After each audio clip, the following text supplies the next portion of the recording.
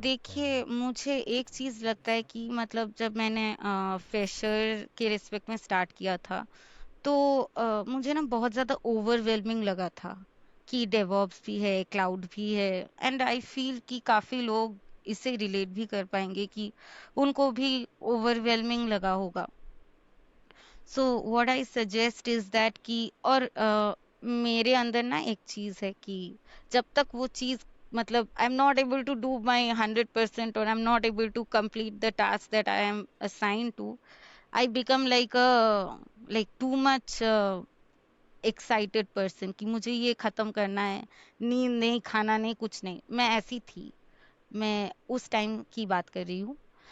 आई feel कि in the long run it takes a bad toll on your health. ठीक है, तो मैं हाफ नाइट शिफ्ट पे काम करती थी, तब my shift used to end by 10, but I still used to do my coding और whatever, trying to understand the client environment, their resources, etc. I used to remain awake till 2 3 sometimes. Okay, and I used to just think that how do I get into it.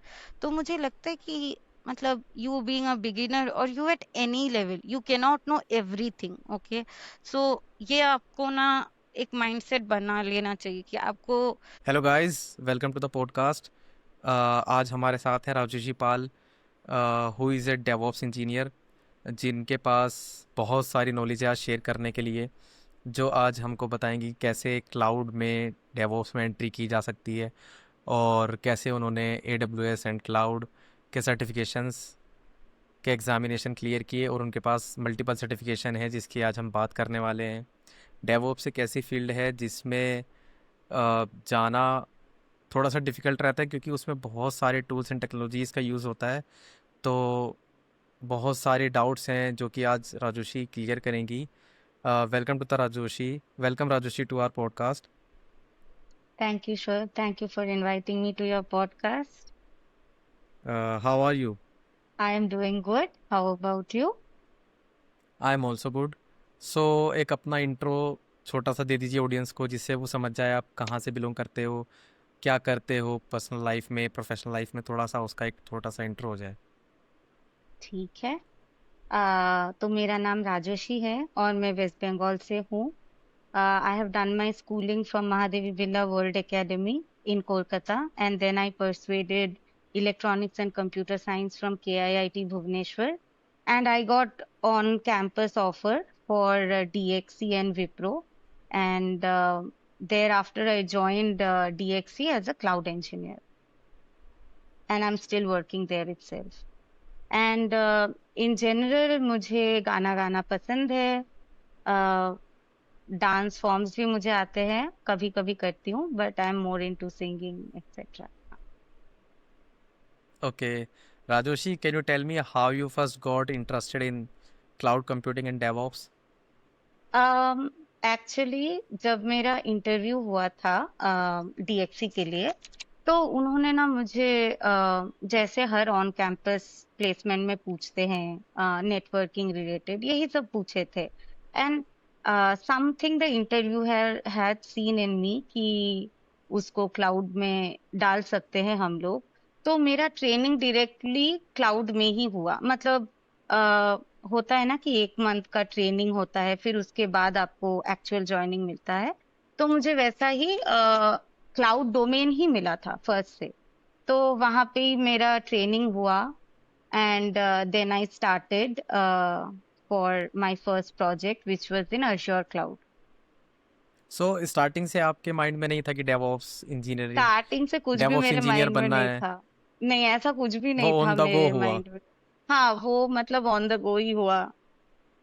और okay. मतलब मुझे लगा था कि सिर्फ cloud का कुछ देंगे, क्योंकि डेवऑप्स का ट्रेनिंग नहीं हुआ था वैसे उतना कुछ। ऐसे ही नॉर्मल ये ओके। टूल्स होता है, ऐसा ही बोला गया था। बट मुझे प्रोजेक्ट एक्चुअली एज्योर डेवऑप्स का मिल गया था। तो हम्म। प्रोजेक्ट करते करते ही मैंने जितना सीखना था सीखा, और ऐसे ही मेरी जर्नी स्टार्ट हुई। Okay, great.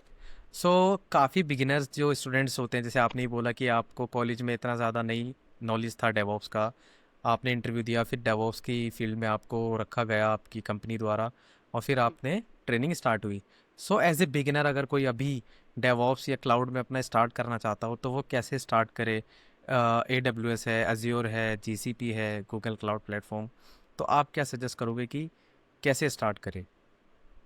देखिए, मैं बोलूँगी सबसे इंटरेस्टिंग होगा अगर आप अगर जो भी प्रिपेयर कर रहे हैं वो इन चीज़ों का वीडियोस चेक करें, जो भी अच्छे मेंटर्स हैं उनसे। एंड ऑल्सो अगर मतलब AWS एश्योर उन लोगों का ना फ्री अकाउंट्स मिलता है। So any elder person if they are having a credit card, you try to create a free account. और एल्स अगर आपकी जहाँ भी इंस्टीट्यूशन है जहाँ पे आप पढ़ाई कर रहे हैं, वहाँ पे अगर फैसिलिटी है कि मतलब स्टूडेंट स्पॉन्सरशिप मतलब जो भी होता है अश्योर के रेस्पेक्ट में मैं बोल रही हूँ, उनका अगर एक्सेस आपको मिल पाता है तो then that is very good. You will be learning a lot while doing the hands on. तो मैं बोलूँ कि एकदम से हैंड्स ऑन में मत चले जाइए, जो भी बिगिनर्स है। थोड़ा सा कुछ बेसिक नॉलेज चेक कीजिए, फिर उसके बाद you can simultaneously do the online trainings as well as your hands on. और मैं पर्सनली अपना एक एक्सपीरियंस शेयर कर रही हूँ। अज्योर क्लाउड मुझे सबसे ज्यादा इजी लगता है फॉर बिगिनर्स।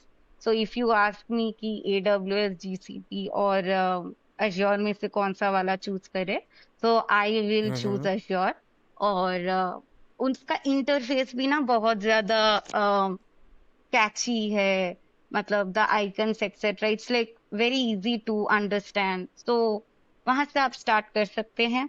अगर आपके पास यूडेमी का एक्सेस है, प्रो एक्सेस है या ऐसा कुछ एक्सेस है, तो वहां पे भी आपको काफी अच्छे अच्छे मेंटर्स मिल जाएंगे, टीचर्स मिल जाएंगे। वहां से भी कर सकते हैं, वरना यूट्यूब में भी है, that also you can go. और डेडिकेटेड AWS का हो या माइक्रोसॉफ्ट का हो, they have something called Microsoft learn. From there you can learn your videos, I mean learn the topics and concepts. ऐसे आप लोग स्टार्ट कर सकते हैं। Great great. आपके पास मल्टीपल क्लाउड सर्टिफिकेशंस हैं, तो हाँ। टोटल कितने सर्टिफिकेशंस हैं आपके पास? Let me count. I think 6। I think 6 I have as of now. Uh, 6.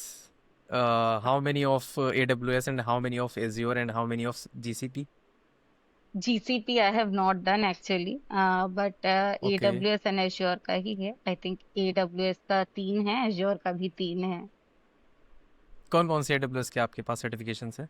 Cloud practitioner है, एंड हम्म। सोल्यूशन आर्किटेक्ट है, एंड AI प्रैक्टिशनर है। वो मैंने अभी तक लिंक्डइन में भी नहीं डाला, इसका भी। Okay. And I think Azure का भी नहीं डाला है मैंने, अज्योर AI का भी मैंने नहीं डाला है, उसका भी मैंने किया हुआ है। तो ये यही AI है। का जो अभी AWS ने तो अभी recently I think in last two हाँ। टू थ्री मंथ्स ही रिलीज हाँ। किया है।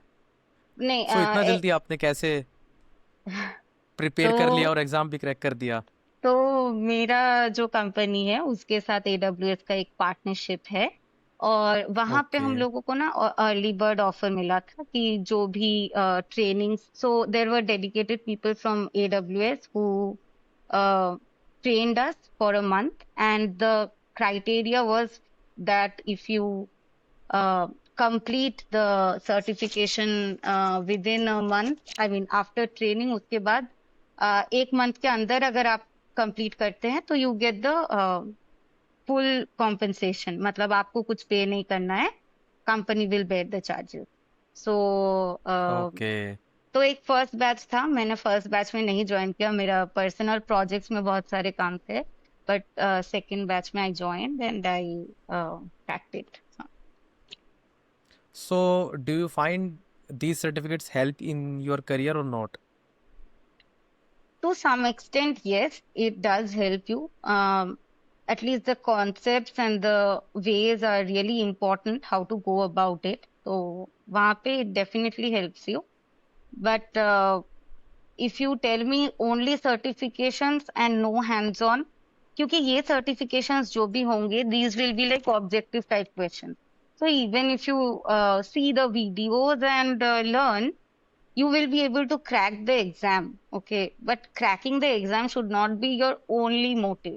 आपको एग्जाम क्रैक करने के बाद उस फील्ड में काम भी करना है, तो काम करने के लिए it is important and very very important that you have hands on experience.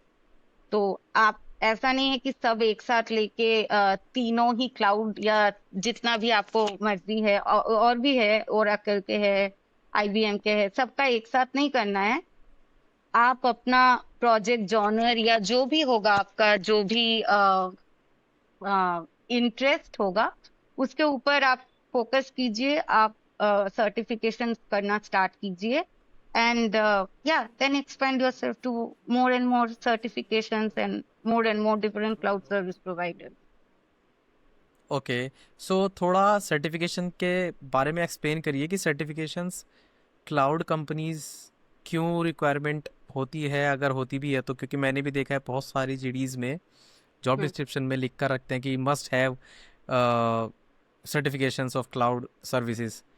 सो आपको क्या लगता है क्यों ये जेडी में डाला जाता है कि क्लाउड सर्टिफिकेशंस होने नेसेसरी है, जब क्योंकि आप ही बोल रहे हो कि सर्टिफिकेशंस ज़रूरी भी हैं और नहीं भी, तो जेडीज में ये क्यों डालती हैं कंपनीज? देखिए, जेडीज में डालते हैं ताकि they can understand that okay you are an eligible candidate and you have sufficient proof also for it. So वो जेडी में डाले हैं कि ये सर्टिफिकेशन चाहिए, ताकि दे आर 100% श्योर कि हाँ, आपने इसके ऊपर कुछ ना कुछ तो काम या फिर कुछ ना कुछ नॉलेज आपका पहले से है। बट जब आपका इंटरव्यू राउंड आएगा, तब वो सिर्फ आपका सर्टिफिकेशन नहीं देखेंगे, वो आपको कुछ ऐसा पूछ सकते हैं that is not really 100% related to whatever you learned in your certification. So they will ask you, मतलब अगर आप इंटरमीडिएट है या जॉब स्विच कर रहे हैं ऐसा कुछ, तो दे विल आस्क यू कि आपने प्रोजेक्ट में क्या किया है, कौन कौन से सर्विसेज के साथ आपने काम किया है। तो तब अगर आप नहीं बता पाते हैं, then that is a minus point. So that is what I'll say. They are giving it in JD to prove that you are 100% eligible. You have at least the bare minimum knowledge, but you have to prove it through your practical senses that you really have that knowledge. So basically, cloud certification can help you to land in the interview, but cannot assure that you can grab Crack the the job offer. interview. Yeah, exactly. Yes, yes. So, which certification is the hardest? Which certification do you feel is very hard to achieve, to get, to qualify? Till now, whatever certifications I have given, I feel solution architect was, AWS solution architect was really hard. Minimum 3 months preparation. I'm giving this a disclaimer for all the viewers. Minimum 3 months preparation, please take, okay, uh, to track it, and also use some dumps as in sample questions that will help you in your exam. Um, so actually AWS का क्या होता है, उनका ना question based बहुत use होता है, syllabus भी बहुत यूज होता है, और हर सर्विस का बहुत ज्यादा ग्रैन्युलरिटी होता है। तो इसीलिए कोई भी AWS का certification is a little tricky, requires more time to prepare and then sit for your exam. So that's what I will say. मुझे तो मतलब मैं बताऊँ तो मुझे एक्चुअली इसका वाउचर मिला था। तो generally what we will do is that, अगर कंपनी से वाउचर मिलता है, then we will try to grab that, क्योंकि everybody wants to avail the certifications at the lowest cost, right? So ऐसा नहीं है कि आपका कंपनी कुछ एग्जाम का क्वेश्चन सेट करेंगे, सब AWS ही सेट करेंगे, but the charges will be taken up by your company. तो इसमें ही सब चाहते हैं कि उनका सर्टिफिकेशन कंप्लीट हो जाए। तो मुझे एक्चुअली 1.5 मंथ मिला था और मैंने 3 महीने का चीज 1.5 मंथ में किया और मुझे बहुत परेशानी हुई थी विथ प्रोजेक्ट करने में। तो इसीलिए मैं बोल रही हूँ कि 3 महीना आप आराम से कवर कीजिए, फिर डम्प्स पढ़िए, फिर आप एग्जाम के लिए जाइए। You will be confident enough. और अगर आप करते हैं सिर्फ sample questions, I am not saying you will not be able to crack it. Maybe you will be able to crack it, but in the long run I don't think that's a good practice. And मतलब uh, वो काफी difficult होता है, तो सिर्फ sample questions पढ़ के do not think कि you can pass if you so already do not जैसे हैव एनी आपने गुड नॉलेज। जैसे आपने बोला कि sample paper is not enough, तो अगर प्रॉपर प्रिपरेशन करनी है किसी बिगिनर को जिसने क्लाउड में अभी एंट्री ही की है, या फिर अभी क्लाउड भी नहीं है, एंट्री भी नहीं की है, जस्ट अभी कॉलेज में है, बिगिनर है, फ्रेशर है, तो उसको डेवऑप्स में जाना है या कोई इंटरव्यू लैंड के लिए उसको सर्टिफिकेशन चाहिए, उसको प्रिपरेशन करना है, तो क्या क्या रिसोर्सेज आप सजेस्ट करोगे उसके लिए कि वो कहाँ कहाँ से स्टडी कर सकता है और क्या क्या रिसोर्सेज वो यूज़ कर सकता है इंटरव्यू बेसिकली एग्ज़ाम के लिए कॉन्फिडेंट हो जाए और एग्ज़ाम को क्रैक कर ले? क्या क्या रिसोर्सेज आप उसको सजेस्ट करोगे? इंटरव्यू के लिए भी और सर्टिफिकेशन के लिए भी आप पूछ रहे हैं, राइट? फर्स्ट सर्टिफिकेशन के लिए, फर्स्ट सर्टिफिकेशन के लिए बताइए पहले। अच्छा, तो मैं बोलूंगी कि अगर आप कॉलेज स्टूडेंट्स के लिए पूछ रहे हैं, आई थिंक कि आप बिगिनर लेवल सर्टिफिकेशंस के लिए ट्राई कीजिए, वो इतना भी हार्ड नहीं होता है। If you go for any kind of intermediate और professional level certifications, the expectation is like you know the details of each service or tools that you're using। तो आप पहले बिगिनर लेवल सर्टिफिकेशंस ट्राई कीजिए। और अगर किसी को ऐसा लगता है कि no I don't want to do the beginner, I will directly land up into the associate one और intermediate one. If you are a beginner then it will be a problem, क्योंकि आपको कॉन्सेप्ट्स सो ही नहीं beginner पता के है। लिए जो certification आप बोल रहे हो, तो क्या क्या हाँ, सर्टिफिकेशन है बिगिनर के लिए? थोड़ा एक अच्छा, सर्टिफिकेशन के भी नाम बताइए। तो AZ900 हो गया। अगर आप अजयोर के लिए चाहते हैं तो AZ900 से आप स्टार्ट कर सकते हैं। I think that's the one of the most easiest and good certifications for any beginners to start। क्योंकि वहां पे ना कॉन्सेप्ट्स भी अच्छे से क्लियर होता है, एंड सर्विसेज के आपको सिर्फ ओवरव्यू जानना है, ऐसा नहीं है कि आपको एकदम पूरा उसका डिटेल्स जानना है। So as a beginner, first you need to know what are the different services and what are the in general working। तो इसके लिए AZ900 आई recommend। AZ900 से आप स्टार्ट कीजिए and then you proceed for the other clouds. जैसे मैंने AZ900 पहले दिया था, I cracked it. Then I then I did my AZ104 which is the administrator level। तो अगर कोई एडमिनिस्ट्रेटर लेवल के लिए अभी सोच नहीं रहा है, उसको हम बाद में डिस्कस करते हैं।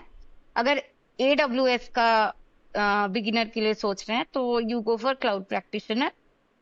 वो थोड़ा सा इन डिटेल होता है देन AZ900। ओके, सो अगर आपको कॉन्फिडेंस बिल्ड करना है ना, आप अजयोर से स्टार्ट कीजिए।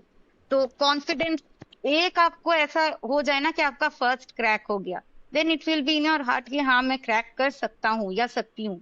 That will be inside you कि हाँ मैं कर सकती हूँ, अभी कोई प्रॉब्लम नहीं है। एक मैंने ऑलरेडी दे दिया है। फर्स्ट ही एकदम डिफिकल्ट से मत स्टार्ट कीजिए, that is my suggestion. So add resources क्या क्या रहेंगी हाँ, तो प्रिपरेशन के लिए, तो एग्जाम जैसे मैंने प्रिपरेशन? बताया, मैंने यूडेमी से प्रिपेयर किया था और मैंने स्कॉट डफी का लिया था AZ900 के लिए। see if you have Udemy Pro access or business access or whatever, and you can take the course from there। Every detail has been explained very, very well and very, very intricately। So as a beginner, you will have an overview for whatever the services are required for cracking AZ900। Okay, and उनका एक और plus point है कि वो live demo के साथ दिखाते भी है कि ये ऐसे करना है, ये वैसे करना है। तो आप तब क्या कीजिए, आप भी अपना एक फ्री अकाउंट खोल लीजिए। किसी के पास तो क्रेडिट कार्ड होगा ही, I am talking for all the beginners students, you try to take the free credit. Microsoft $200 का, if I am not wrong, credit देती है, या $100 का, please do check, they keep on updating their policies. तो $200 ही मान के चलते हैं, तो वहां पे आपको एक मंथ का एक्सेस रहता है। आप जो भी चीजें कर रहे हैं क्लाउड पे, अ, वो आपका एक मंथ के लिए वैलिड है फ्री में, and after that you have to take the subscription. Now there is a disclaimer, all the services of any cloud provider is not free। ठीक है, पहले आप देखिए कि कौन सा सर्विस फ्री है। और जब भी आपका काम खत्म हो जाता है, मतलब आप एक स्टूडेंट है, आपने एक वर्चुअल मशीन क्रिएट किया, ठीक है, आपने उस वर्चुअल मशीन को एक रिसोर्स ग्रुप में डाला, आपका एग्जाम्पल लेते हैं, आपका सिर्फ इतना ही काम था आज के लिए, हो गया, वर्चुअल मशीन को डिलीट कीजिए। रिसोर्स ग्रुप का प्लस पॉइंट है कि that doesn't charge you anything, but virtual machine अगर आपने ऑन स्टेट में रख दिया, then it will be charging you. तो अगर 200 क्रेडिट्स आपका एक महीने से पहले एग्जॉस्ट हो जाता है, देन जो भी उसके बाद जो भी अमाउंट आता है, देन दैट्स ऑन यू। वो एक महीना यस, वो that will billing not generate हो रियली। जाती है। हाँ, तो आप वैसा मत सोचिए कि $200 है तो मैं आराम से एक महीना ऐसे करती हूँ, ऐसा बिल्कुल भी नहीं करना है कुछ भी क्लाउड के कोई भी रिसोर्सेज के साथ। तो चेक द प्राइसिंग, चेक कि मुझे कितना चाहिए, और try to use the low costing instances या सीपीयू मेमोरी, जो भी आप यूज कर रहे हैं, क्योंकि आपको वैरायटी ऑफ चीजें ट्राई करना है, आपको सिर्फ एक ट्राई करके बैठना नहीं है।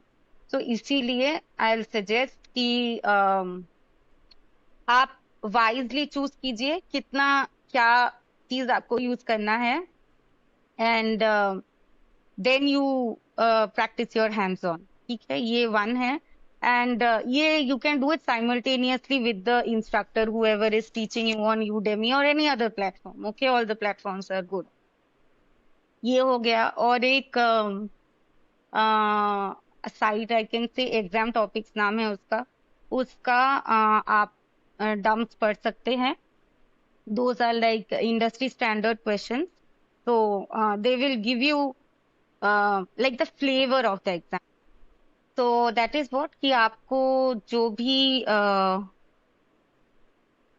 कोर्स आप सिलेक्ट कर प्रिपरेशन रहे करनी हैं, है। हाँ, जो भी कोर्स आप सिलेक्ट कर रहे हैं, उसके साथ ही आप अपना अकाउंट भी क्रिएट कीजिए साइमल्टेनियसली। थ्योरी भी सुनिए, और वो जहाँ जो जो प्रैक्टिकल्स वहां पे कर रहे हैं, you try to imitate that in your personal space, the free account that you are creating, and you go for exam topics, and some other sites are also there। uh, a certain portion of that is free, you try to make use of those particular questions, read the discussions that they have used, क्योंकि हर वक्त answer ही correct हो ऐसा कुछ नहीं है, आपको उसका context भी समझना है, क्योंकि अजयर आपको सेम क्वेश्चन ना भी दे सकता है, पर आपको अगर उसका मतलब एसेंस पता होगा क्वेश्चन का, कि क्या बोलना चाह रहा है, क्या क्या मुझे यहाँ से पूछ सकते हैं, then you will be in a good position to answer the questions in the real time exam as well। Yes Rajoshi, जब मैंने भी अपना सॉफ्टवेयर इंजीनियरिंग का करियर स्टार्ट किया था तो हमको भी AWS सीखना पड़ता है, क्योंकि क्लाउड पर डिप्लॉयमेंट होती है। हाँ। तो हमको शुरू शुरू में नहीं समझ में आया कि कैसे स्टार्ट करें। थोड़ा थोड़ा थ्योरी पढ़ना स्टार्ट किया, बट फिर भी समझ में नहीं आया। तो मैंने भी अपना एक account, demo account, free account बनता है 1 साल के लिए AWS हम्म। पर। तो मैं भी T2 माइक्रो इंस्टेंस बनाता था, और फिर उसको जब टेस्ट कर लेता था तो उसको डिलीट कर देता था, क्योंकि बिलिंग अगर बन जाएगी तो फिर वो हमारी जेब से जाएगा अगर हमने हाँ, उसका फ्री टियर एग्जैक्ट। क्रॉस कर दिया तो मैं अब थोड़ा सा पूछना चाहता हूँ। अभी हमने सर्टिफिकेशंस की, एग्ज़ाम की बहुत बात कर ली। अब हम्म। आते हैं आपके डेवॉप्स की जॉब्स पर। सो एक डेवॉप्स क्या होता है, कौन होता है, क्या करता है, उसका day to day life task क्या होते हैं, डे टू डे उसके टास्क क्या होते हैं, और एक टिपिकल डे डेवॉप्स का ऑफिस में कैसे जाता है। ओके, तो चलिए एक एक करके डिकोड करते हैं। फर्स्टली, डेवॉप्स एक ऐसा कॉन्सेप्ट है जिसमें ना हम लोग development and operations mainly we bring under one umbrella as in within one team और दे वर्क वेरी क्लोजली। अब सिर्फ इन दोनों ही नहीं, बाकी के भी जो भी इम्पोर्टेंट पीपल है, जैसे सिर्फ डेवलपमेंट एंड ऑपरेशंस तो नहीं होगा, क्वालिटी टीम भी कुछ होगा, टेस्टिंग का भी कोई होगा। तो इन सबको मिला के ही डेवऑप्स होता है। और ये अलग अलग टीम्स बहुत दूर दूर काम कर रहे हैं ऐसा नहीं होगा। एक प्रोजेक्ट के लिए some people from each of these teams, like development team, operations team, quality team, whichever other team we can think of, some of the people will be a part of that project and they will be representing those particular teams. ठीक है? तो इससे advantage क्या होता है DevOps का, पहले सुन लेते हैं, फिर उसके बाद नेक्स्ट क्वेश्चन में जाते हैं। तो इसमें क्या होता है ना कि आप एक कंटिन्यूअस इंटीग्रेशन में जा रहे हैं। मतलब आप हर वक्त कुछ नया क्रिएट कर रहे हैं, आप उसको डिप्लॉय कर रहे हैं, आप उसको टेस्ट कर रहे हैं, and most important thing, you are getting the feedback immediately. मतलब मैं डेवलपमेंट टीम अगर हूँ, some representative from the development team, मैंने ये डेवलप किया, मैंने अपना जो भी टेस्ट है मैंने यूनिट टेस्टिंग कर लिया, फिर उसके बाद मैंने उसको टेस्टिंग का जो भी बंदा है या बंदी है, मैंने उसको बोला कि my code is ready, you can test. तो उसने अपने कुछ अलग से टेस्ट केसेस रन किए, ठीक है, और वहां पे उसको कुछ बग मिला या फिर कोई सर्टेन कंडीशन के लिए वो रन नहीं हो रहा है, then he or she can immediately come to me and say that, see, this is not working, I think we need to modify the code, और ये बोलने की भी जरूरत नहीं है। एक्चुअली एक चीज होता है जिसका नाम होता है पाइपलाइन। तो वहां पे वी कैन सी कि कौन से स्टेजेस में वो कोड फेल हुआ है या पास हुआ है। तो that is how you are getting benefit from DevOps। So you are getting the feedback fast. It is faster to deliver any kind of deliverables, and also it is faster to produce it to the client. And one more important thing is that we don't take the entire project at one go. मतलब आपको एक part of the project ही in certain amount of time complete करना है। तो इसीलिए it becomes a plus point कि 2 weeks का स्प्रिंट्स होता है, समथिंग कॉल्ड स्प्रिंट्स। तो that is like a 2 week cycle in general. तो उसमें आपने सपोज एक फीचर है, जैसे कि मैं अपने डेवॉप्स का जो भी था मैं उससे रियल टाइम एग्जांपल दे रही हूँ। तो मेरा था कि सर्विस नाउ में जो रिक्वेस्ट होते हैं, तो वहां पे अगर कोई एक रिक्वेस्ट क्रिएट करता है एग्जेम्पशन के लिए, exemption as in something that you want to be excluded from a certain kind of rule, ठीक है। तो अगर कोई पॉलिसी एग्जेम्पशन करना चाहता है, उसने सर्विस नाउ अगर किसी को नहीं पता है तो दैट्स अ पोर्टल जहाँ पे आप कोई रिक्वेस्ट डाल सकते हैं, कोई चेंज कर सकते हैं। मतलब आपको अपने डेवलपमेंट एरिया में कुछ चेंज करना है, उसके लिए आपको पहले से वहां पे डालना पड़ता है कि I am going to perform something, ताकि बाकी लोग जो भी वो एनवायरनमेंट में काम करे उनको ऐसा नहीं लगे कि ये क्या हो गया, मतलब मैंने तो ये किया ही नहीं था, there some work can get hampered. So ऐसा नहीं करना है। तो इसीलिए this is like an overview. या फिर कुछ अलर्ट, मतलब कुछ चीजें ठीक ठाक नहीं चल रहा है, उसका भी आपको कोई रेस्पॉन्स मिलेगा। एक साइमल्टेनियस टिकट क्रिएट होता है सर्विस नाउ पे। तो ये सर्विस नाउ का पार्ट गया। तो अब मैं अपने प्रोजेक्ट में वापस आती हूँ।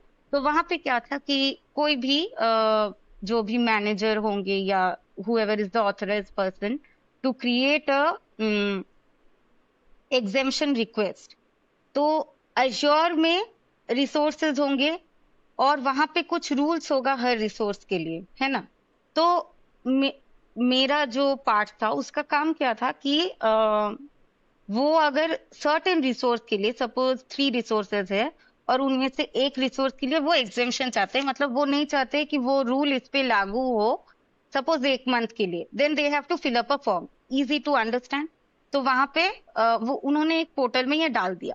तो जब भी वो ये पोर्टल में डालेंगे, मेरा पाइपलाइन क्या करेगा, मेरा पाइपलाइन चेक करेगा कि उन्होंने फॉर्म ठीक से फिलअप किया है या नहीं, वो रिसोर्स क्या स्टेट में है, मतलब वो रिसोर्स अज्योर में एग्जिस्ट करता भी है कि नहीं। अगर है तो ठीक है, बाकी के जो भी ऑल अदर स्टेप्स की वाज इट पहले से एग्जेम्प्टेड, मतलब उन्होंने बोल दिया कि मुझे एग्जेम्पशन चाहिए बट वो ऑलरेडी एग्जेम्पशन में ही है, तो then it will not be considered as a valid request. So it has to check basically the different conditions and then finally come to the conclusion that yes, it is a suitable candidate for exemption. तो इसके लिए क्या होता है, एक pipeline होता है जहाँ पे डिफरेंट स्टेजेस होता है। तो हर एक स्टेज में certain part of the thing will get processed, and ultimately when the pipeline gets completed, that means your entire this request is completed. और जब यहाँ पे ये रिक्वेस्ट कंप्लीट होगा, आपको पोर्टल में भी दिखाएगा जहाँ पे आपने रिक्वेस्ट डाला था कि योर रिक्वेस्ट इज सक्सेसफुल। जैसे कि आप अगर कोई भी कुछ रिड्रेसल ग्रीवांसेस के लिए अगर आप कहीं पे भी कुछ टिकट रेज करते हैं, तो जब वो कंप्लीट हो जाता है आपको एक चीज आता है राइट, कि your ticket number is this and it is in progress, then it is completed, ऐसा वाला। तो मेरे लिए भी वैसा ही था कि आपको जब तक वो रन होगा it will show as in progress, and once it is completed it will show that your request has been completed. तो ये एक ओके। पार्ट था। मैंने बहुत सरल भाषा में समझाया है, इसके अंदर यस बहुत यस। सारे और भी चीजें थे। तो डिफिकल्टीज रहती है, हाँ, यस। तो let's keep all of that. तो ये आपका एक पूरा चीज है, आपने ये एक दो हफ्ते में नहीं किया। 2 हफ्ते में आपने सपोज पहले 2 हफ्तों में आपने सिर्फ ये चेक किया कि जो रिक्वेस्ट है वो सही है कि नहीं, या फिर जो रिक्वेस्टेड है वो वैलिड है कि नहीं। कोई भी एरा गैरा कुछ भी रिक्वेस्ट कर देगा तो थोड़ी ना आपका कोड रन करेगा, then that is a very bad code. तो आपको इतना ही करने के लिए 2 वीक्स दिया जाएगा, and it has lot of complexities क्योंकि आपको डिफरेंट एनवायरनमेंट्स यूज करना है। एक है आपका पोर्टल जहां पे आपने रिक्वेस्ट रेज किया है, एक है आपका अज्योर पोर्टल जहां पे आपका एक्चुअल रिसोर्सेज है, एक है आपका अज्योर डेवऑप्स जहां पे ये पूरा चीज ऑटोमेट हो रहा है। Then in this itself you can see there is some complexity. So you can not think कि this happened in a wink of an eye, तो ऐसा नहीं होगा। तो ये पूरे काम को हम लोग सपोज 1 महीना लेट्स कंसिडर कि हम लोगों का मंथली कुछ अपडेट देना है, उससे पहले भी वीकली या बाई वीकली कॉल्स रहेंगे, उसमें आपने कितना पोर्शन कंप्लीट किया वो देखा जाएगा। और पहले कंप्लीट करने से पहले आपको टास्क असाइन किए जाएंगे कि आपका इस 2 वीक में इतना ही टास्क है, तो आपको वो टास्क कंप्लीट करना है। अगर इनकेस नहीं होता है, कुछ फेलियर आता है या फिर आप ट्रबल शूटिंग कर रहे हैं, then it will be like move to the next sprint, और इसके लिए डेडिकेटेड स्क्रम मास्टर एक्सेट्रा रहते हैं। सो राजुशी, अब हाँ इसी से रिलेटेड मेरा नेक्स्ट क्वेश्चन है कि हाँ। डेवऑप्स में ना एक कंफ्यूजन रहता है कि बहुत सारे टूल सीखने पड़ते हैं, हम्म, बहुत सारी टेक्नोलॉजीज पे एक्सपीरियंस और कमांड लानी पड़ती है, तब जाकर डेवऑप्स या क्लाउड इंजीनियर बना जाता है। तो अगर मैं सिर्फ टूल की बात करूं या टेक्नोलॉजीज की बात करूं, तो आप सिर्फ काउंट बताइए और बताइए नाम कि उनके कौन कौन से टेक्नोलॉजीज और टूल्स आप यूज़ करते हो। लाइक ए डब्ल्यू एस है, ग्रेफाना, बेसिकली ग्रेफाना तो ए डब्ल्यू एस की सर्विस हो गई, ए डब्ल्यू एस है, जेनकिन्स है, गिटहब है, गिटलैब है। तो ऐसे आप कितने सारे different different technologies, platforms and services and tools use करते हो आप? देखिए मैं जनरली अज्योर पे ही काम करती हूँ, तो अज्योर डेवऑप्स का एक पोर्टल है वो मैं यूज करती हूँ, and inside that you can always bring in your GitHub code etcetera. I have worked in GitHub also I have experience Azure DevOps and power shall I feel ये ना काफी इंटरेस्टिंग होता है और इजी भी होता है। तो anyone going for Azure DevOps, if Terraform is kind of terrifying to you, you can go for this PowerShell. तो ये थोड़ा इजियर होता है, एंड देन क्लाउड टेम्पलेट्स होते हैं। जो आपके इंफ्रास्ट्रक्चर एज अ कोड में आएंगे AWS में, एंड यहाँ पे अज्योर का आर्म आ जाएगा। तो दीज नॉलेज यू इसमें हैव टू हैव। टेराफॉर्म सबसे ज्यादा यूज होता है, वाइडली टेराफॉर्म ही यूज होता है Terraform widely infrastructure as use code. होता है generally in AWS projects, but in Azure we also use PowerShell equally. Azure CLI, PowerShell, all of that we use equally. So if you're good okay, with them, then okay. And something I'll say is that कि सब चीजें अगर आप एक साथ करना चाहें ना तो आपको ही दिक्कत आएगा। तो आप ना यस अपने यस। प्रोजेक्ट रिलेटेड टूल्स पहले मास्टर कीजिए या फिर इंटरमीडिएट लेवल पे जाइए। फिर उसके बाद यू कैन ऑलवेज एक्सप्लोर। आपकी कंपनी भी आपको बोलेगी कि okay you have these knowledge, then you can. हाँ, तो then it will say that you do one thing, you but go for. In general जो अभी स्टार्ट भी नहीं किया करियर, अगर उसको डेवऑप्स में आना है, तो आप कौन कौन से बेस्ट टूल्स हैं, जो बेस्ट सर्विसेज एंड टूल्स है जिसको उनको मास्टर करना चाहिए to get job in cloud engineering and DevOps engineering? Okay, so then I will say GitHub. You can start with GitHub क्योंकि उसका ओके। जो फ्री वर्जन होता है दैट इज आल्सो गुड। तो गिटहब चीज क्या होता है, वहां पे आप कैसे क्या स्टोर कर सकते हैं, कैसे आप उसको डिफरेंट एरियाज में यूज कर सकते हैं, you can use it. That is actually good. GitHub उसका फ्री वर्जन भी आता है, so it will B student friendly. Okay, and after that I will से कि ट्राई टू लर्न पावरशेल। आपके जो भी कंप्यूटर आप यूज कर रहे हैं वहां पे भी एक पावरशेल का 5 वर्जन होगा। वहां पे आप बेसिक कमांड्स थोड़ा power practice. Shell, power shell का मतलब बेसिकली टर्मिनल। नहीं, वो बैश भी होता है terminal. PowerShell is okay. basically a separate service that Azure provides. So that will help I you think in, AWS is also provide power shell. Yes yes. yeah, it provides the packages for running PowerShell.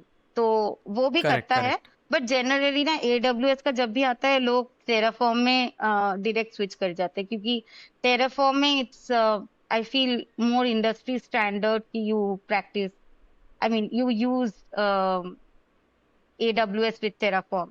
And okay जितना मैंने काम किया है DevOps में, I have used PowerShell.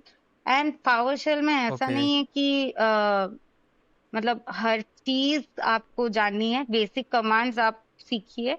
And also एक चीज आता है डिफरेंट पैकेजेस। तो अजियोर का एक सेपरेट पैकेज आएगा, अब उस पैकेज को थोड़ा समझिए, उसके मॉड्यूल्स क्या क्या होता है। आपको अज्योर में कुछ भी रन करना है, सपोज आपको वर्चुअल मशीन क्रिएट करना है, तो उसके लिए आपका एक कंप्यूट का पैकेज होगा। So how to write the command so that you basically should know. Come back to the question. पहले आपने गिटहब बताया, दूसरा आपने पावरशेल बताया, पहले उसको कंप्लीट कर लेते हैं। तो और अच्छा, क्या ठीक क्या है। टूल होंगे जो as a, yes.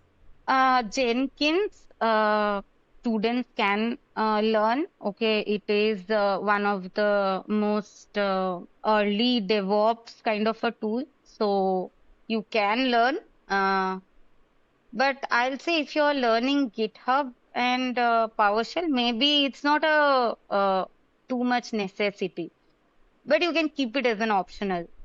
Jenkins, and I'll say कि आपको क्लाउड में भी लैंड करना है, तो इसीलिए आप उसका आर्म टेम्पलेट्स अगर एज्योर का यूज कर रहे हैं, क्लाउड टेम्पलेट्स अगर AWS का यूज कर रहे हैं, then those will be good for your career, क्योंकि वो भी इंफ्रास्ट्रक्चर एज कोड है।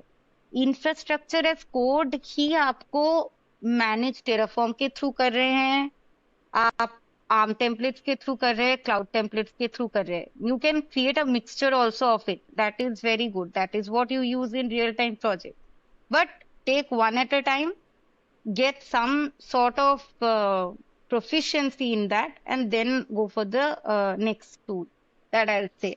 And मैं अगर क्लाउड का एक और चीज बोलूँ तो Azure Functions I feel is pretty good if you're talking from the Azure perspective, or Lambda functions in AWS। ये सब ना आपका मतलब आई विल नॉट से फिंगर मस्ट है ये। टिप्स में रहना ये चाहिए, बट बेसिकली मस्ट है जो इसके आपको लिए आना चाहिए। हाँ, ये मतलब यस। इसका नॉलेज, इसका थोड़ा बहुत कोडिंग भी आपको बहुत हेल्प कर जाएगा। And in general familiarity with the portal, अगर आप एकदम बिगिनर है तो आपको इंटरव्यूअर भी ऐसा कुछ क्वेश्चन नहीं पूछेगा कि that is out of the world. तो be like be first knowledgeable about आपको पढ़ना क्या है। तो इसीलिए आप अजूर फंक्शंस ले लीजिए, या फिर आप लैम्डा फंक्शंस मैंने अभी बताया। स्टोरेज अकाउंट्स क्या होता है, डिफरेंट काइंड ऑफ टीयर्स क्या होता है स्टोरेज में, वीएम्स क्या होता है, नेटवर्किंग का बेसिक कॉन्सेप्ट, सिक्योरिटी का basic concept, these you should master. And अभी एक प्लस आया है, वो है एआई। अब एआई में भी आपको एआई का फंडामेंटल्स ही पूछा जाएगा, and very basic knowledge about the AI services that the different cloud providers are having. तो एआई पे अभी थोड़ी देर में आते हैं। उससे हाँ, पहले मेरा एक क्वेश्चन है कि DevOps engineer and cloud engineer में क्या डिफरेंस होता है, या हाँ। सेम ही होते हैं दोनों? एक और बार बताइए क्वेश्चन। डेवऑप्स क्लाउड इंजीनियर या इंजीनियर, हाँ। Yes, what is the difference between DevOps engineer and cloud engineer? Okay, so I say कि डेवऑप्स के जो भी होते हैं, they are more into this automation of your different processes. And cloud में जो होते हैं, they will basically manage the different resources that are present in your cloud field. तो this you can take as the basic difference, but दोनों को ही थोड़ा बहुत knowledge about one another जानना इज अ प्लस पॉइंट। क्योंकि DevOps का भी जो भी वो ऑटोमेशन करेंगे, वो क्लाउड रिसोर्स के ऊपर ही तो कर रहे हैं, तो आपको क्लाउड का थोड़ा करेक्ट। नॉलेज होना चाहिए। और as a cloud engineer you might not be knowing DevOps, that is okay. But अगर आपको सडनली एक दिन बोलते हैं कि आप थोड़ा इस टीम में try to gel up and see that where exactly the things are failing. So if you don't have the knowledge की पाइपलाइन में ये एरर का मीनिंग क्या होता है, या फिर ये एरर आया तो मैं देखूं कहाँ पे, then that is a minus for you. तो इसीलिए दोनों को ही preliminary knowledge about each other knowing is good always. So Rajoshi, अभी एआई चारों तरफ चल रहा है, आर्टिफिशियल इंटेलिजेंस। सो और डेवऑप्स एंड क्लाउड इंजीनियरिंग तो है ही, जो कि ऑटोमेशन करता है, जो कि एआई को और नेक्स्ट लेवल पर लेके जाता है। तो आप लोग एआई को कैसे लेवरेज कर रहे हो डेवऑप्स में एंड क्लाउड में?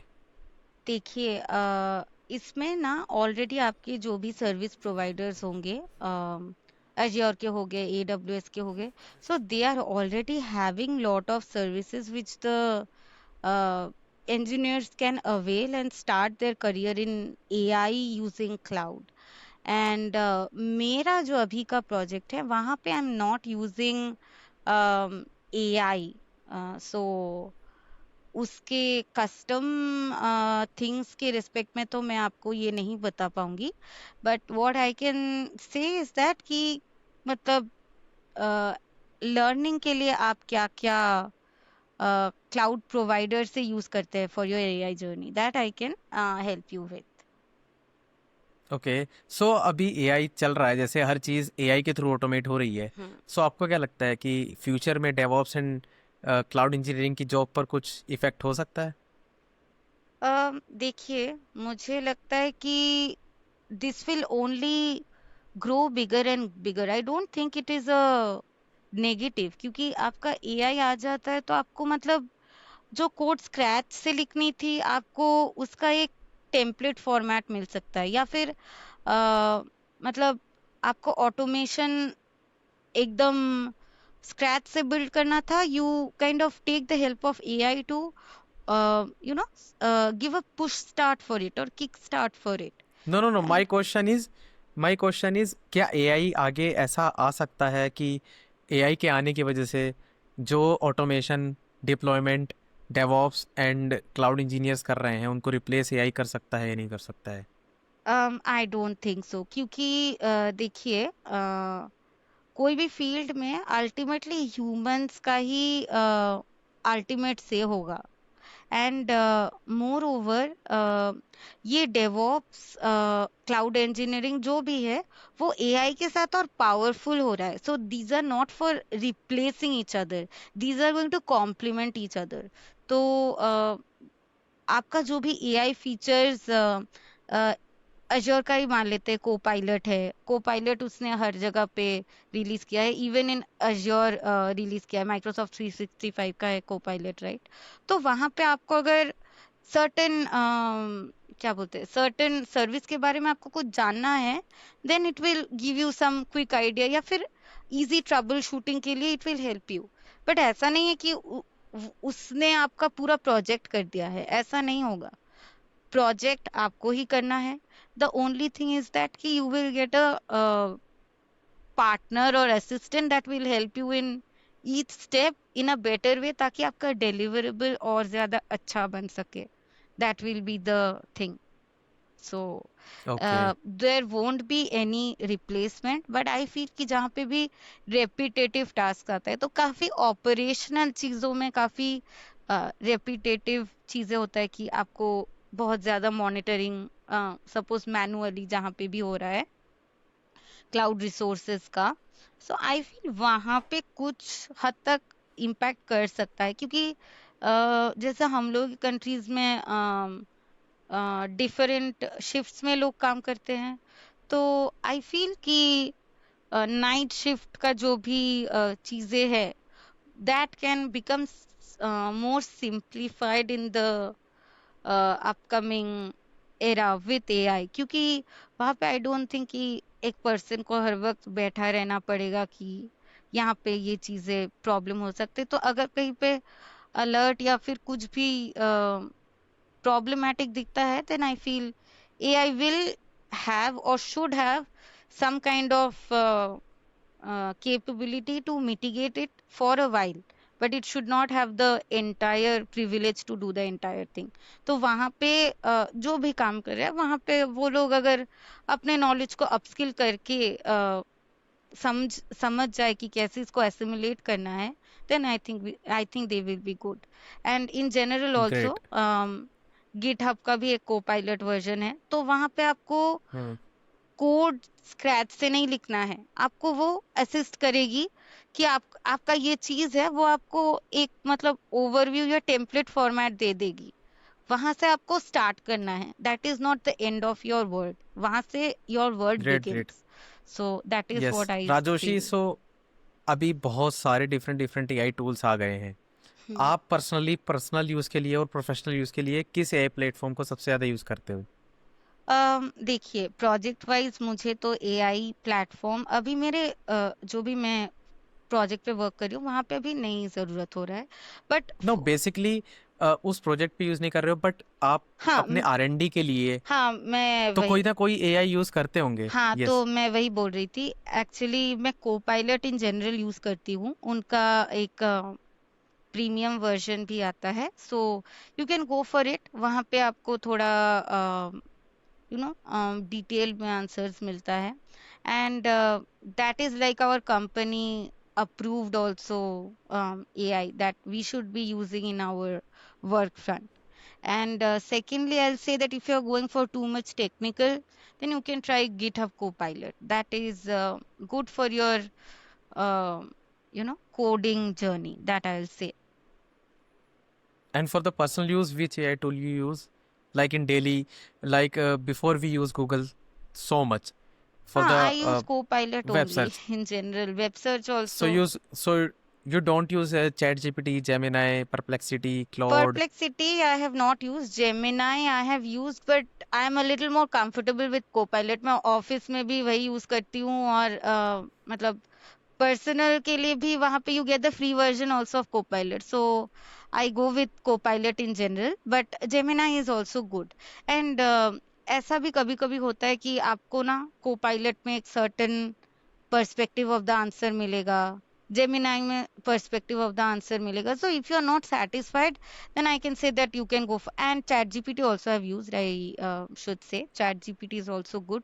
So you can then compare and then understand कि आपको मतलब फाइनली एसेंस कहाँ से लेना है and then how to start. So you can do a comparative study also. मैं काफ़ी टाइम ये भी करती हूँ कि मैं कंपेयर करके एनालाइज करती हूँ and then I go with the one that I feel is correct.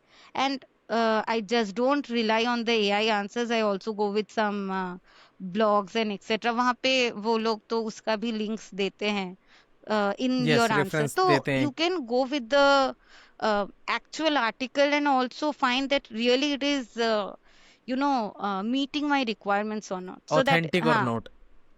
So that is I think very important, क्योंकि आप ना कभी कभी ऐसा कोड कि मुझे ये चाहिए तो वो एक कोड वो दे तो देगा, बट आप ना कभी कभी देखेंगे कि वो टेबल्स एक्चुअली एग्जिस्ट नहीं करते हैं, या फिर जहाँ पे जिस व्हाट शुड आई से वर्क स्पेस में लर्न रन करने की आप कोशिश करेंगे वो queries, that is not suitable table for that particular workspace. So that's why groundwork is also important apart from your AI help. So keep a balance. सो राजोशी, अब interview पे एक क्वेश्चन मेरा है कि डेवऑप्स एंड क्लाउड इंजीनियर का interview कैसा होता है, कितने राउंड होते हैं इंटरव्यूज़ के, और क्या क्या राउंड होते हैं इंटरव्यूज़ के?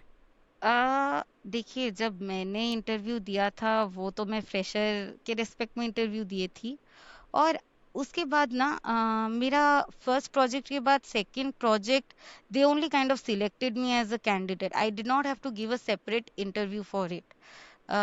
बट अभी जो मार्केट में इंटरव्यूज़ होता है, हम्म. सिलेक्शन प्रोसीजर होता है, उसके बेस पे अगर हम बात करें, तो कितने राउंड्स होते हैं डेवऑप्स इंजीनियर जॉब के लिए या क्लाउड इंजीनियर जॉब के लिए, और क्या क्या राउंड होते हैं? I think I am not a suitable person to answer that. मुझे ओके, नो नहीं प्रॉब्लम। लगता है कि मुझे इसके बारे में ज्यादा नॉलेज है. सो हाँ, I okay don't okay, want to no share problem. Half knowledge basically. हाँ. या great. So Rajoshi, that's it from my side. बहुत कुछ मैंने पूछा, आपने बहुत अच्छे अच्छे आंसर दिए। ऐसा कुछ है जो मैंने नहीं पूछा और आप मेंशन करना चाहोगे? देखिए, मुझे एक चीज लगता है कि मतलब जब मैंने फ्रेशर के रिस्पेक्ट में स्टार्ट किया था, तो मुझे ना बहुत ज्यादा ओवरवेलमिंग लगा था कि डेवऑप्स भी है, क्लाउड भी है. एंड आई फील कि काफी लोग इससे रिलेट भी कर पाएंगे कि उनको भी ओवरवेलमिंग लगा होगा. So what I suggest is that कि, और मेरे अंदर ना एक चीज है कि जब तक वो चीज, मतलब I am not able to do my 100% और I am not able to complete the task that I am assign to, I become like too much excited person कि मुझे ये खत्म करना है, नींद नहीं, खाना नहीं, कुछ नहीं. मैं ऐसी थी, मैं उस टाइम की बात कर रही हूँ. आई फील कि in the long run it takes a bad toll on your health. ठीक है, तो मैं हाफ नाइट शिफ्ट पे काम करती थी तब. My shift used to end by 10, but I still used to do my coding और whatever, trying to understand the client environment, their resources, etc. I used to remain awake till 2 3 sometimes. Okay, and I used to just think that how do I get into it. तो मुझे लगता है कि मतलब you being a beginner or you at any level, you cannot know everything. Okay, so ये आपको ना एक माइंडसेट बना लेना चाहिए कि आपको कभी भी ऐसा नहीं आएगा कि आपको सब मालूम होगा. Take the help of your teammates or the people who have worked in the phase one of that project, if it at all exists, या फिर आप जहाँ पे रिपोर्ट करते हैं वहां पे अगर कोई सीनियर रिसोर्स है, वहां से you try to take help. I did that and या I did my own research, I did very well, और मुझे उसके लिए बहुत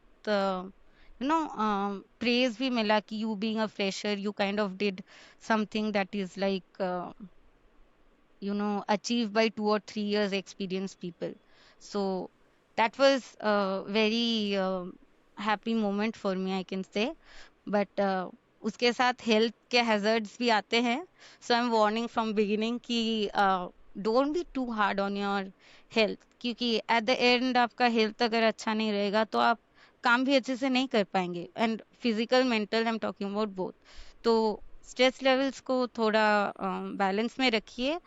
don't be shy to ask for help. I'm telling this to the entire audience, whoever is listening, that know the people who can help me in these particular areas of my technical career. So um, ask help, learn, do your own research. और मुझे ये भी लगता है कि अ, ये जो भी चीजें हैं क्लाउड के रिलेटेड, उनकी डॉक्यूमेंटेशंस बहुत अच्छे होते हैं.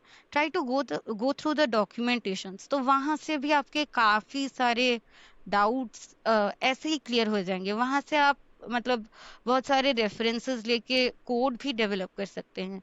सो मैं जब स्टार्ट की थी मुझे इतना नॉलेज नहीं था, but whoever is gonna start now, I want them to at least know what you can do so that you can balance your both personal and professional life. Yes, जैसे राजोशी आपने बोला कि आप सब कुछ लर्न नहीं कर सकते Hmm. ऐसे. स्टार्टिंग में जब मैंने भी career as software engineer start किया तो मुझे भी काफ़ी ओवरवेलमिंग लगा. बिकॉज जब आप स्टडी करते हो, Hmm. आप कॉलेज में रहते हो, और जब आप प्रोफेशनल करियर स्टार्ट करते हो तो वो एक बहुत ही डिफरेंट सिनेरियो होता है. आपकी लाइफ पूरी चेंज हो जाती है Right. और आपका ओवरवेलमिंग रहता है कुछ थोड़ा स्टार्टिंग का टाइम, 6 मंथ 1 ईयर. तो आपको बहुत सारी चीज़ें, new technologies, new things learn करनी होती है, तो आप उससे ओवरवेलम हो जाते हो. और आप कभी कभी एक एक आगे रहने के लिए और अपनी टीम में आगे रहने के लिए, अपने मैनेजर को इम्प्रेस करने के लिए, खुद से Hmm. कॉन्फिडेंट लाने के लिए आप ओवरनाइट भी वर्क करते हो, सैटरडे Exactly. संडे में भी वर्क Exactly. करते हो. मैंने भी किया Hmm. है. और उसकी वजह से आपकी स्लीप भी खराब Hmm. होती है, आपकी हेल्थ पर भी इशू होता है. तो वो सभी हम फेस करते हैं. बट उसी नोट पर राजोशी ने भी बोला, मैं भी बोलना चाहूँगा कि take rest, take your time. And आप धीरे धीरे जैसे जैसे 6 मंथ 1 ईयर 2 ईयर 3 ईयर्स का जैसे जैसे एक्सपीरियंस होता जाएगा, आप सीखते चले जाओगे. बट ब्रेक्स लेने बहुत ज़रूरी है. Exactly. और टेक इट इजी, क्योंकि लाइफ बहुत लंबी है, करियर बहुत लंबा है. आप धीरे धीरे धीरे धीरे सीखते चले जाओगे. 1% ए डे जो एक है Hmm. कि better 1% every day, so you can improve 1% every day, so you will be better every day. Right. और प्लीज So वेकेशंस भी लीजिए, ये भी बहुत मस्ट है कि आप वेकेशंस भी लीजिए. जैसे आपने ब्रेक्स बोला, तो काफी फ्रेशर्स होंगे कि नहीं, मैं अगर वेकेशन ले लूंगा तो मेरे ऊपर अगर कुछ मतलब मैनेजर को कुछ खराब लग सकता है. So manager will not think anything. Okay, this is not your school और कॉलेज कि आप अगर ज्यादा एक्सटेंड करेंगे तो they will feel bad. They want your work to be best. So in order correct, for your work to become best, your mind has to be in the best state.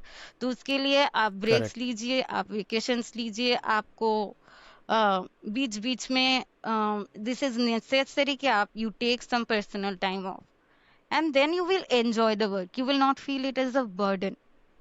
And yes, mere company mein, I'll say, and I think in all the companies they have a reward system that also kind of acts as a boost कि आपने अच्छा काम किया, you got this award. So that acts as a yes. boost. So मेरी company में भी है वो ईयरली हाँ. रिवॉर्ड अवार्ड या फंक्शन. हाँ, तो यस, वो क्वार्टरली होता है, मतलब 1 in 6 months होता है, वैसा भी होता है, बाई एनुअली भी हमारे यहाँ होता पर ईयरली होता है. है. अच्छा. अच्छा, तो हम लोगों यस, के यहाँ पे काफी कैटेगरीज है अवार्ड्स के, तो डिपेंड्स ऑन यस, दैट. तो once you start getting them also ना, यू विल फील कि हाँ, I am enjoying the work. क्योंकि आपको हर वक्त वर्क करने के लिए भी एक मोटिवेशन चाहिए, and these will act as your motivation.